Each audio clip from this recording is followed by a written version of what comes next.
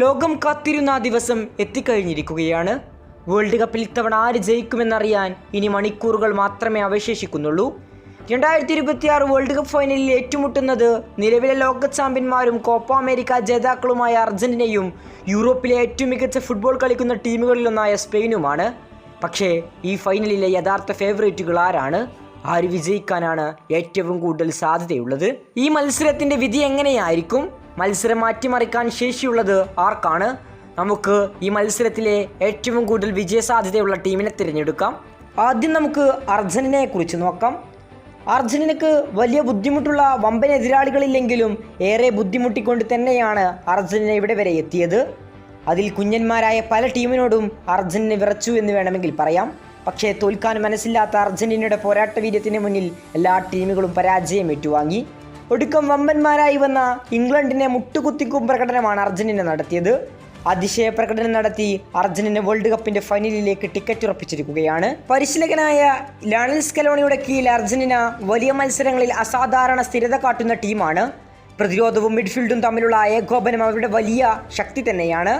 അതിനൊപ്പം വലിയ മത്സരങ്ങളിൽ സമ്മർദ്ദം കൈകാര്യം ചെയ്യാനുള്ള അനുഭവം മറ്റേതൊരു ടീമിനേക്കാളും കൂടുതലുള്ളത് അർജന്റീനക്കാണ്.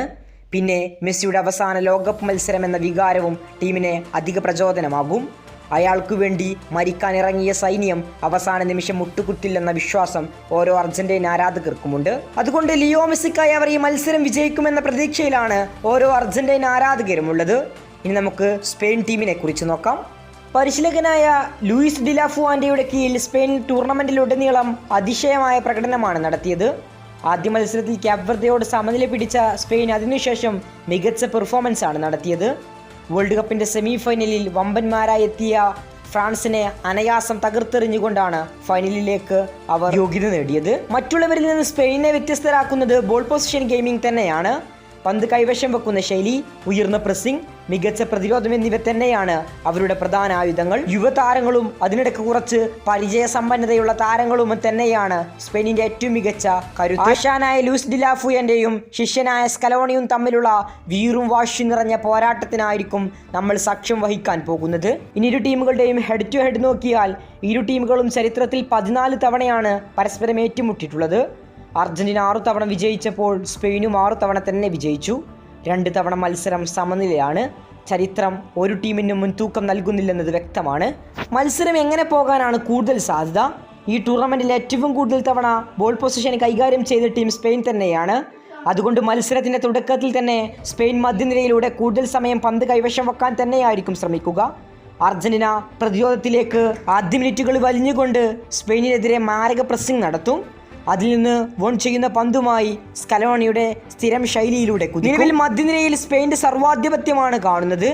എന്നാൽ അതിനെ മറികടന്നുകൊണ്ട് അർജന്റീനക്ക് മിഡ്ഫീൽഡിൽ മികച്ചൊരു പോരാട്ടം കാഴ്ചവെക്കാൻ സാധിച്ചാൽ മത്സരം അർജന്റീനക്ക് കൂടുതൽ എളുപ്പമാകും. എന്നാൽ സ്പെയിൻ അർജന്റീനക്ക് പന്ത് കൊടുക്കാതെ മധ്യനിരയിൽ താങ്കളുടെ സ്ഥിര ശൈലിയായ ബോൾ പൊസിഷനിൽ ശ്രദ്ധ കേന്ദ്രീകരിച്ചുകൊണ്ട് അർജന്റീനയെ വലിച്ചു കൊണ്ടുവന്നാൽ അത് സ്പെയിനിൻ്റെ മികച്ച വിജയത്തിനും കാരണമാകും. മത്സരത്തിലെ ഏറ്റവും പ്രധാന പോരാട്ടങ്ങൾ ലെമിനെ യമാൽ ടാഗ്ലിയാഫിക്കോ പോരാട്ടമായിരിക്കും. മറുഭാഗത്ത് മെസ്സി VS കുക്കറല്ല അല്ലെങ്കിൽ റോഡ്രി എന്നിവരുടെ പോരാട്ടമായിരിക്കും. മത്സരത്തിൽ ഡ്യുവലുകൾ ആര് വിൻ ചെയ്യുന്നോ അവർക്ക് കൂടുതൽ അഡ്വാൻറ്റേജ് ലഭിക്കുമെന്ന കാര്യത്തിൽ സംശയങ്ങളില്ല. മത്സരം അധിക സമയത്തേക്ക് നീണ്ടേക്കാമെന്നാണ് എൻ്റെ ഒപ്പീനിയൻ. മത്സരം 1-1 കലാശിക്കുകയും ഒടുക്കം പെനാൽറ്റി ഷൂട്ടൗട്ടിലൂടെ വിജയികളെ തീരുമാനിക്കുമെന്നുമാണ് എൻ്റെ ഒപ്പീനിയൻ പറയുന്നത്. നിങ്ങളുടെ ഒപ്പീനിയൻ എന്താണ്? തീർച്ചയായും നിങ്ങളുടെ ഒപ്പീനിയൻ കമൻറ്റ് ബോക്സിൽ അറിയിക്കുക. കൂടുതൽ ഫുട്ബോൾ വാർത്തകളുമായി ഇനിയും കാണാം.